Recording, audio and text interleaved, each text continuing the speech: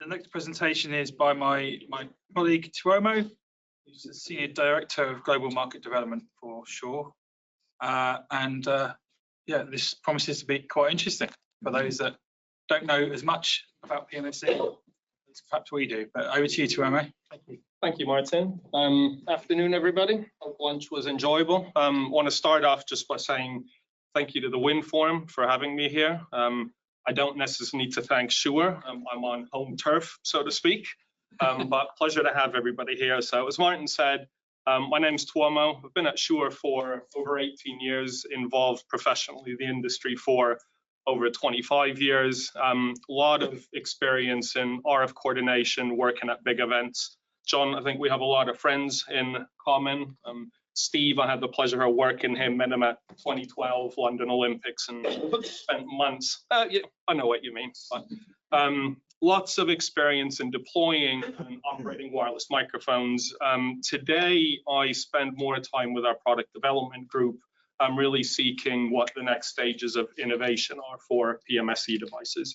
I'm also a steering group member of Berg, the British entertainment industry radio group, who've been lobbying for Spectrum, in particular in the UK, for coming up on 20 years. So I know Eric mentioned this, but I wanted to do just a few words on Shure. So here's our founder, Sydney, from 1925. And it's really that first statement that I think will sort of perpetuate through what I'm going to talk about. You know, our products or PMSE wireless products have really delivered sounds of history and culture. I mean, it's unique if you look at the history of Shure. Our products were used in speeches like Martin Luther King delivering I Have a Dream. The end of World War II on board the deck of the USS Missouri was spoken through Shure microphones, wired microphones, obviously more wireless, but you know, really unique history in terms of how the products have been deployed. 2-minute history lesson, just so you sort of see how far back wireless microphones go in our history. On the 27th of March, 1947, a gentleman by the name of Elmer Carlson wrote in his lab notebooks, page 1085, that he was thinking of microphones with self-contained transmitters that would eliminate the cable. And then he said, and the following came to mind, drew up a little diagram, and this was the sort of first record of Shure considering microphones.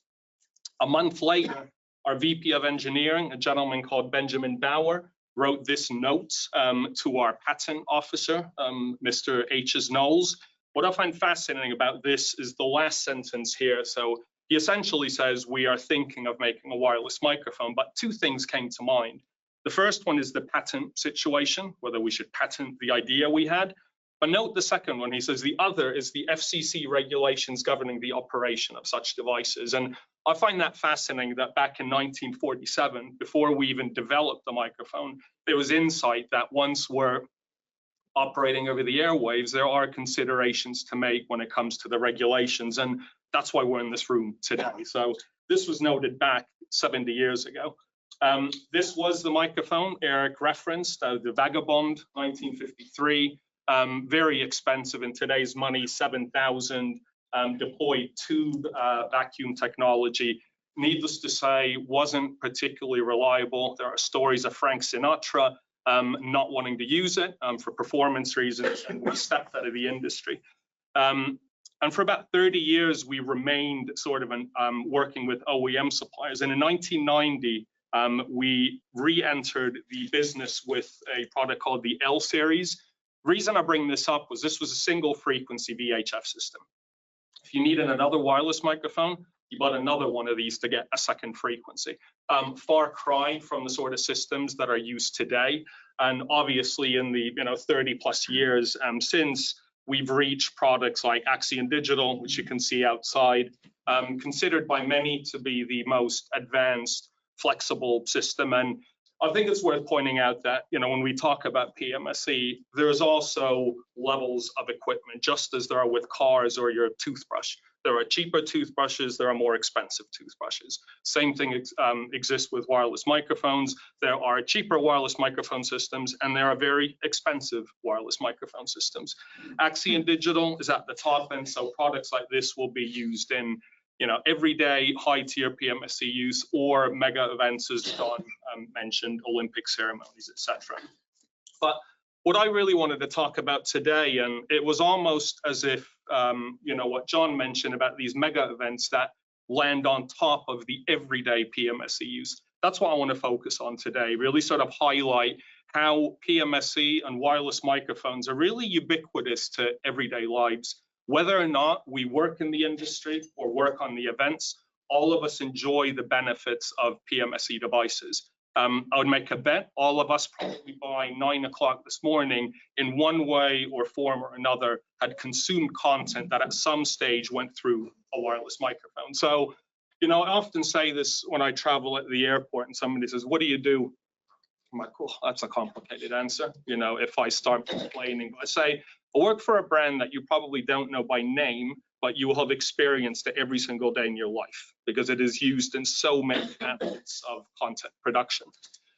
So I'll give you some ideas today of where PMSE is used, but also want to focus not just on events. It's so easy to go down the route of, you know, wireless microphones and Coldplay use, where it's obvious that it's a big event and wireless is used, but educational facilities, businesses, hospitality, conference center, government, many others rely on PMSE devices on a daily basis. And as I mentioned, every minute of the day, content that's been generated and created using PMSE devices is consumed by the general public. Whatever the delivery platform is, I know there's a lot of discussion about television changing, streaming going up. That doesn't affect PMSE. In fact, I'll show you from a few quotes later, it doesn't really matter how the delivery platforms change, it drives content creation. So some examples, I'll start with broadcast. Broadcast is used around the world. Every country has a number of national broadcasters. All of us enjoy the content, whether it's from news or television shows, and they all rely on wireless equipment to work and deliver you whatever is that the consumer is watching. Drawn attention to some of the seasonal shows, and I picked this. This is actually statistics from, what's that, about 2 weeks ago, that shows the viewer ratings for the most popular television shows in the UK. Strictly Come Dancing, Great British Bake Off, lots of Coronation Street and Emmerdale. Can't vouch if I like those shows, but the point, of course, is that all of them use a high number of PMSE devices. Why do I bring this up is that on a Friday and Saturday night, whoever it is, and exclude me because I work in the industry, I get the ins and outs of this, but my wife will sit on the sofa and watch these shows, and so will the general public. You've had a tough day, you put your feet up, you want to enjoy Strictly Come Dancing. The spectacle you see on TV is flawless. It sounds great because the expectation is that it sounds great. What you see behind the scenes are things like this. Racks of PMSE devices, receivers, transmitters on a table, highly skilled crews that have spent months typically in preparation, and every night they spend a considerable period of time miking up talent with transmitters, hiding the microphone somewhere to ensure again that it's a flawless performance. And one of the reasons I love being in the industry and on the production side is I always view it, I look into the audience at a live event, and we are creating an experience for the viewers. In a live audience, they come to the show to witness something they've paid money for. And PMSE devices enable this creative environment through which people can have emotional and very rich experiences at a concert or something else. For me, the same applies to a television show. So I think here you go. This is, oh, it was up here. So Elstree Studios, where a lot of these shows are shot, Strictly Come Dancing, The Voice. On a daily basis, there are over 100 radio channels in use. It goes over 200 on weekends. So it's not just the mega events that require a high number of PMSE devices, but on a daily basis, this one single television facility requires a high number of radio channels to continue producing the content. Elstree, for those of you that don't know, also serves as a film studio. So crews will come from overseas. A lot of famous films have been shot there. The spectrum is already congested in the UK, where we have the benefit of still having the 600 megahertz band, to the point where some of the productions are now deploying equipment in the 960 to 1154 DME band that Ofcom made available for PMSE in the UK. I'll show you some examples of congestion from other parts of the world as we go on. Other things that appeal to us as citizens, sports, some statistics. Last year, 56 of the top 100 telecasts were sports. 70% of adults watch some form of sport. I think for most of us probably in this room, whether your favorite team wins the game on the weekend or loses, affects your mood the next week. So sport is pretty popular. And the estimated value of the sports rights is $62 billion. And there's a few examples of just some of the biggest leagues in the world. You might wonder why I bring this up. Some of the conversations I've had with companies that are responsible for putting sport on air and delivering this experience to viewers, this is the sort of direction people want to go into. Producing content for multiple platforms, as I mentioned. But the important stuff is this: fans want to get closer to the game and putting the content in the hands of the viewer or following the athlete. The drive clearly, again, is to provide a more captivating, immersive experience for viewers at home or in the arena, wherever they may be. And again, the way you enable that is through PMSE devices. Take you backstage, couple of good examples. This was from a football game years ago, but purposely this picture is from the back, and you can see there are some receivers that the football players and the television talent wear. And this really for them is to be able to coordinate with the TV production and know when you're coming on air, what questions to ask, what's happening. These devices are crucial for making sure that the show operates on a very timed basis, right? Without these devices, it's pretty much impossible to know when to speak, what the next question is when you're live on air. And this is just in addition, I'm purposely not showing the wireless microphone, but given sort of IM feed in this application. John touched this on referees. VAR, controversial every single weekend. Referees are mic'd up, rely again on PMSE devices that are ubiquitous to our day-to-day lives.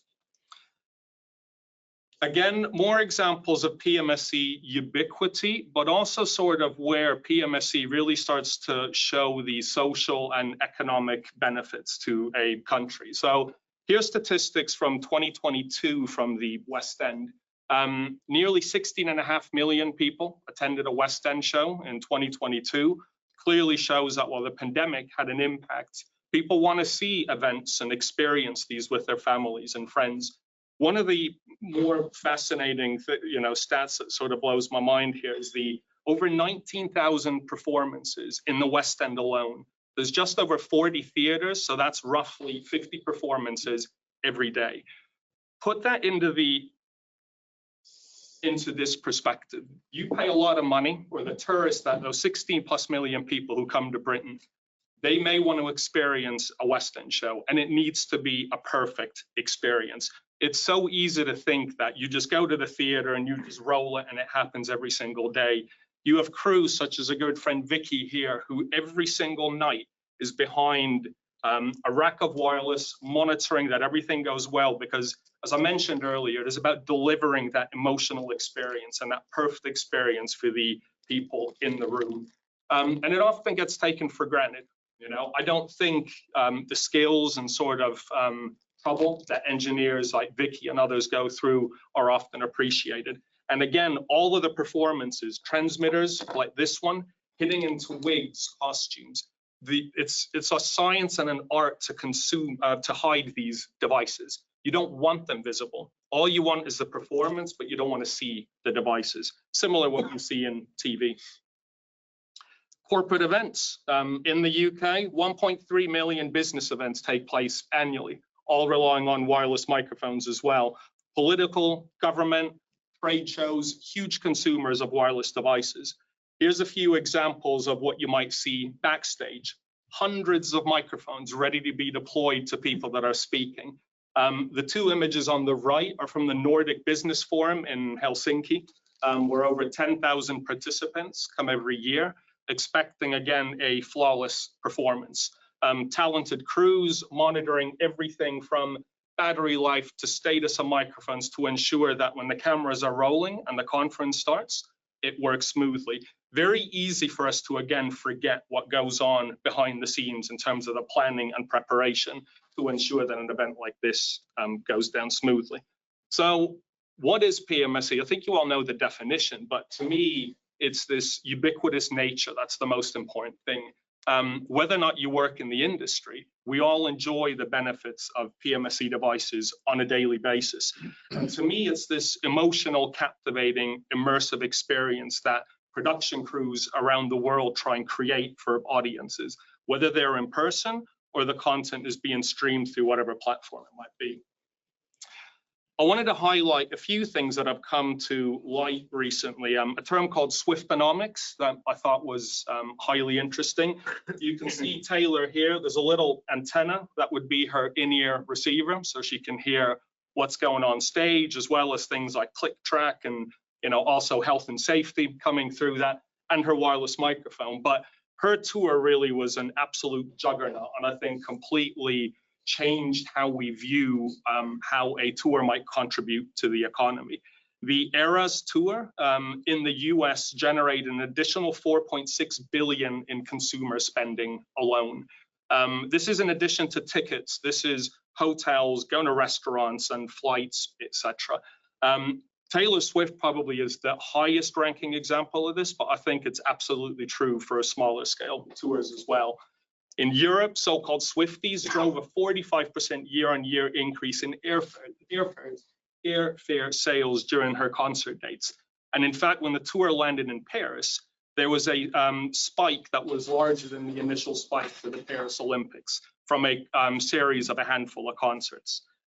For the UK, we're still working on analyzing the impact, but it's estimated that for Taylor Swift's London shows alone, it'll draw an additional £1 billion in revenue for the City of London. Hotels, airfares all benefited from the presence of Taylor. I'll use, actually, I bet the artists hate me for putting them on the same screen, so apologies, Taylor and Oasis. It's worth, yeah, two very distinct audiences and fan groups. But it was also interesting when Oasis announced their tour that ticket sales were absolutely huge, and over 10 million fans from 158 countries bought tickets. So it's clear to see that even when Oasis plays, the small number of shows they're putting together, it will benefit the economy and other non-related industries that PMSE helps create. Why does this all matter? I know I've used examples from the UK, but every country has a content production industry. Whether you're in Europe, whether you're India with Bollywood, Japan, even my small home nation of Finland with 5 million people, we have a vibrant PMSE community. And wireless microphones help provide these events, as I said, that create these emotional and captivating experiences. It's a diverse sector. I'd like us to think that PMSE is not just about the headline big artists, your Coldplays, etc., but it is also everyday businesses and education that thrive off of PMSE devices. So spectrum needs, here's some statistics from a variety of probably pretty familiar reports to most of you. Your typical event production, this is excluding the mega events that Jonathan talked about, but your everyday use, probably somewhere in the needs of 40 to 80 wireless and in-ear channels. And I'll talk a little bit more about the importance of the high quality of service. The LAMI report, which has been widely circulated, concluded that approximately 96 megahertz of spectrum, interference-free clean spectrum, is required for the daily use of audio PMSE. Another great report that was done by SRF, the national broadcaster from Switzerland, estimated that roughly 42 megahertz would be required for so-called small events, up to 115 for large, and then in excess of 174 meg for the major events. But what's important to recognize here, again, dating back to the very earliest days of wireless microphones, PMSE has been sharing spectrum with television successfully for decades and continues to do so. PMSE has always been a favorable share and always looked towards sharing spectrum where possible. Here's a couple of examples from two very difficult locations. This is from a high-profile tour of a very popular artist. The top one is from Sao Paulo, Brazil. where we needed to deploy in excess of 130 wireless microphones. You could see there were 3 TV channels that were vacant to try and get all of these channels into. You'll notice the RF coordinator even had to drop individual carriers in between TV channels to try and ensure that they can continue to put the production on as it was intended. Below is from Miami, the same tour, similar situation. You can't really see here, but this blue block, if you zoom in, they're all individual PMSE carriers. And the trouble with both of these scenarios was that they weren't able to put the full production on as it was intended because there wasn't sufficient spectrum for these shows to do. And for me, that's a scenario that shouldn't exist. You know, wireless devices drive creativity. They let the creative director put on a show that's better than the previous one. And wireless devices enable that creativity. And I think we have to collectively ensure that we do have sufficient clean spectrum to put on a show wherever it might be on the planet. From an industry point of view, we do continually thrive for more innovation. WMAS, wireless multi-channel audio systems, many of you might have heard the term. We've now seen the first systems that are WMAS based launched for the industry, one of them which is out there. 5G, 6G are other technologies that have often been talked about. We as a manufacturer are actively looking into new technologies, but the important thing to understand is some of the requirements of PMSE. We need ultra low latency, high spectral efficiency, high transmission reliability, and ultimately high audio quality. The requirements of PMSE are very different to the requirements of, say, the mobile sector. And we're not able to rely necessarily on spectrum above 2 gigahertz or spectrum that is noisy. So the requirements are specific, but the industry is doing everything we can to continue to innovate. Important to remember, these wideband technologies like WMAS or 5G, they're not expected to replace current narrowband systems. They're intended to supplement them and perhaps one day become the mainstream system. So just to end here, over the last decade or more, we've seen PMSE spectrum continue to shrink, while at the same time, the requirement for PMSE devices to be able to deliver these more spectacular and captivating shows has continued to increase. I do think it's essential that all of us as stakeholders recognize the importance of what PMSE does, and also recognize the social and economic impact of what these shows contribute. Globally harmonized spectrum is important. Many of these shows are global. That's hard for a Finn to pronounce, so I'll leave that up. Very pathetic, yeah, that's how it's say. But let's just say global by nature. So globally harmonized spectrum is absolutely a necessity. And what I want to leave everybody here with is this is actually taken from the front of the entrance to this building. This is a quote by the founder of Shure, which a lot of us within the company take to heart when it comes to development. But I think that applies to everybody, whether when you're in the creative industry or whatever sector you're in, we're all striving for innovation and better technology and better delivery of whatever we're doing to our customers. And I think all of us as stakeholders owe it to ourselves to work collaboratively and look at ways of sharing spectrum together that is benefiting the wider industry. So with that, I will say thank you and take any questions that you may have.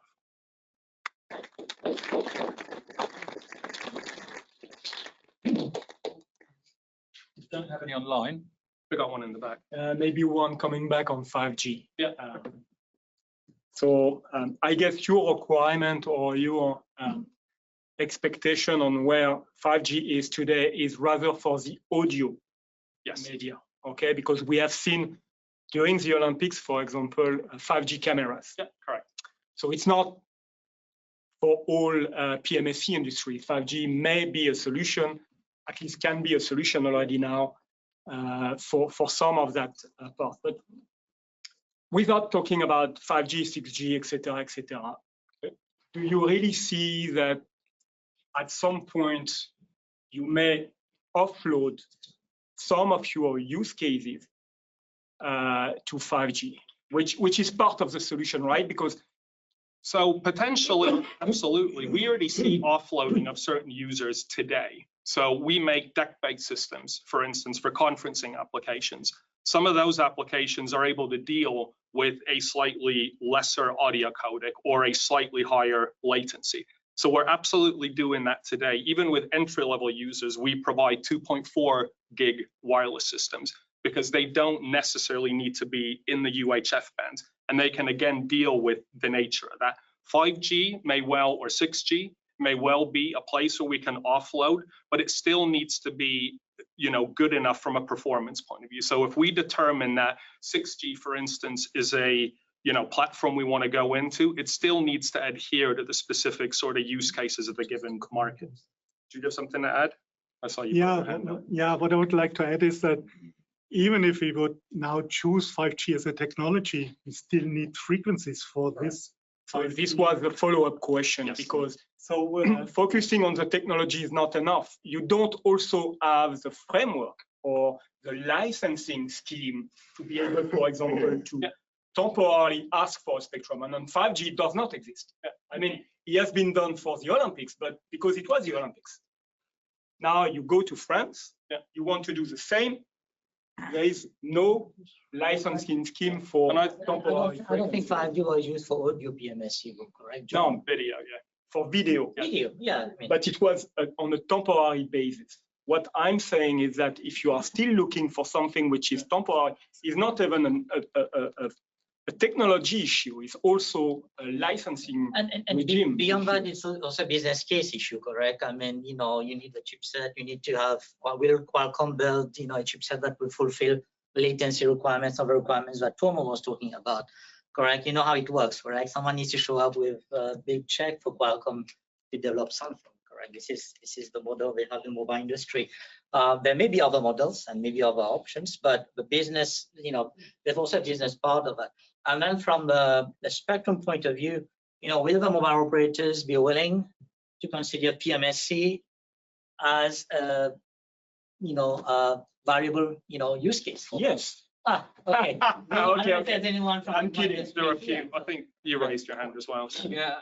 Can you elaborate a little bit more about your DME case? Because that is the exact spectrum which has not been put up globally until now. It's a UK specialty. And maybe you can speak about if the quality is sufficient enough. Well, I'll give my opinion on it. I think Ofcom in the UK did a fabulous job first of recognizing that once the 700 megahertz band was cleared, that we wouldn't have sufficient spectrum for some of the larger events. And that is why the DME band was made available for PMSE.